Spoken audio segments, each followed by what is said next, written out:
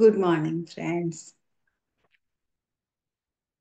ఒక శుభోదయం మనకి అద్భుతంగా ప్రారంభించే ఆ ఎరుకను ప్రసాదించినటువంటి ఆదిగురు బ్రహ్మర్షి పత్రిజీకి నమస్కారం. లైట్ ఆఫ్ పత్రిజీ బుక్ లో ఒక్కొక్క పేజ్ లో పత్రిజీ అందించినటువంటి విశేష జ్ఞానాన్ని మనం తెలుసుకుంటున్నాం ఫ్రెండ్స్. ఒక్కొక్క ఎపిసోడ్ లో మరి 9th పేజ్ లో సార్ ఏం చెప్పారు అనేది మనం తెలుసుకుందాం. ఇప్పుడు meditation is an unending Joy, spreading of meditation is an unending work. రెండు అన్ఎండింగ్ గా ఉన్నాయండి. ఒకటి ఏంటంటే meditation is an unending Joy. మనం ధ్యానం చేయడం అనేది మనకి అంతులేని, అంటే ఎండింగ్ అది ఆఖరి ఆ, ఇదే ఆఖరు, ఇది అయిపోయింది, ఇంతటితో ఇది అయిపోయింది అనేది అక్కడ లేదనమాట. అటువంటి ఆనందాన్ని, జాయ్ అంటే ఆ మనకి ఆ ఉల్లాసంగా ఉత్సాహంగా అంతా ఉంటుంది కదా ఫ్రెండ్స్, యాక్టివ్ గా ఆ జాయినెస్ ని మనకు అది ఇస్తుంది. అన్ఎండింగ్ జాయ్ ఇస్తుంది అనమాట మెడిటేషన్ అనేది. మనకి మనం ధ్యానం చేయటం అనేది అన్ఎండింగ్ జాయ్, అంతులేని ఆనందాన్ని అది మనకిస్తుంది. Spreading of meditation is an unending work. మనకి ధ్యానం చేస్తే ఎంతగా గొప్ప ఆనందం, అది ఎండ్ అనేది లేకుండా ఉండేటటువంటి ఆ జాయిని మనకి ఇచ్చింది. కాబట్టి స్ప్రెడింగ్ మెడిటేషన్ అనేది మనకి ఎలా ఉంటుందంటే అన్ఎండింగ్ వర్క్, దానికి అంతు పొంతు లేదు.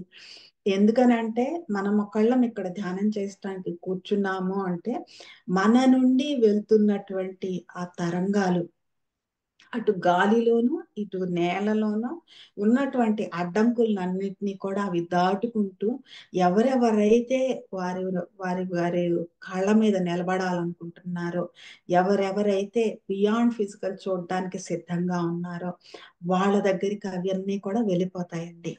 వాళ్ళు ధ్యానం చేయటం మొదలు పెట్టినప్పుడు దాన్ని అందుకున్న తర్వాత ఏదో ఒక రోజు వాళ్ళు ధ్యానం చేయడం మొదలు పెడతారు కదండి. అలా ధ్యానం చేయడం మొదలు పెట్టినప్పుడు మనం ఏ ఆనందాన్ని అయితే మనం అనుభవించామో వాళ్ళు అదే ఆనందాన్ని అనుభవిస్తారండి. అలాగే వాళ్ళ ధ్యానం చేసినప్పుడు వాళ్ళ నుండి ప్రసరిస్తున్నటువంటి తరంగాలు ఇంకొకళ్ళని ఎవరినో తట్టి లేపుతాయి, వాళ్ళు అదే ఆనందాన్ని అనుభవిస్తూ ఉంటారు.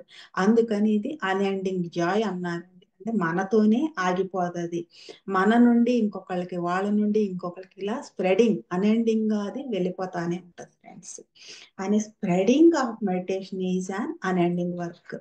ఇది ఎలా అంటే ఇవాళ చేసి ఇవాళ ధ్యానం చెప్పి ఇవాళ ధ్యానం చేసి అయిపోయింది అనుకుంటే అవ్వదండి, అది ప్రతిరోజు ఉండాలి. అలాగే ఇవాళ ధ్యానం చెప్పి అమ్మయ్య మనం చెప్పేసాము బోల్డ్ అంతా చేసేసాం అనుకోవటానికి వీల్లేదు. ఇంకా చాలా మంది ఉన్నారు ప్రపంచంలో తెలియాల్సిన వాళ్ళు.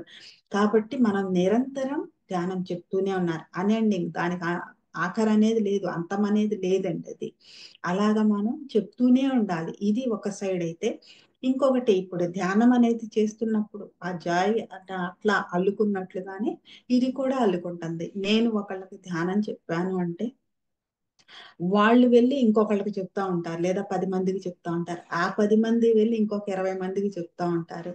ఇలాగది అన్ఎండింగ్ వర్క్ అన్నమాట, స్ప్రెడ్ అయిపోతా ఉంటుంది. Spreading of meditation is an unending work అని చెప్తున్నారు.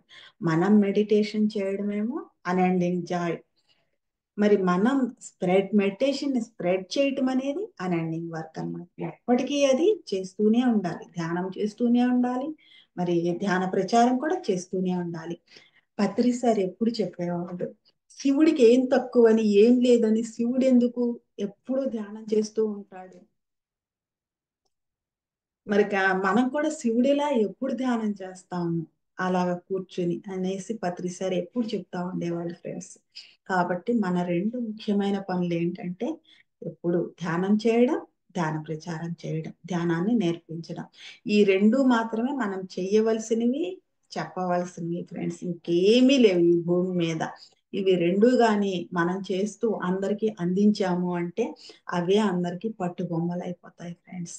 మరి ఇంత అద్భుతమైనటువంటి సులువైన సూత్రాన్ని మనకి అందించినటువంటి మన పత్రిజీ అందించిన 18 ఆదర్శ సూత్రాల్లో మొట్టమొదటిది కూడా సరి అయిన ధ్యానం.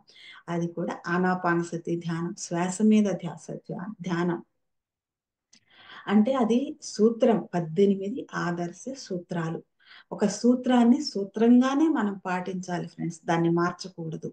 మారిస్తే అది రావాల్సినటువంటి రిజల్ట్ అది రాదు. మారిపోతుందనమాట. ఆ మారిపోయి వచ్చిన రిజల్ట్ మనకి ఎంతవరకు ఉపయోగపడుతుందో మనకు తెలీదు. కాబట్టి సూత్రాన్ని సూత్రంగానే మనం పాటించాలి ఫ్రెండ్స్. అది సూత్రం. కాబట్టి ఆయన చెప్పినటువంటి ఆ శ్వాస మీద ధ్యాస అనే ధ్యానాన్ని మనం ఎప్పుడూ చేస్తూనే ఉండాలి. అది మనకి ఎప్పుడూ ఆనందాన్ని ఇస్తుందనమాట. అలాగే మనం అదే ధ్యానాన్ని ప్రచారం చేస్తున్నప్పుడు ఎప్పుడూ మనకు ఆ ప్రచారం ఉంటానే ఉంటుంది. మన నుండి వెళ్ళిన వాళ్ళు ఊరుకోకుండా వాళ్ళు కూడా ప్రచారం చేస్తా ఉంటారు ఫ్రెండ్స్. ఇంతటి చక్కటి సూత్రాన్ని, సులువైన సూత్రాన్ని మనకు అందించినటువంటి ఆది గురువు బ్రహ్మర్షి పత్రిజీకి ఎంతో కృతజ్ఞతలతో థాంక్ యూ సో మచ్.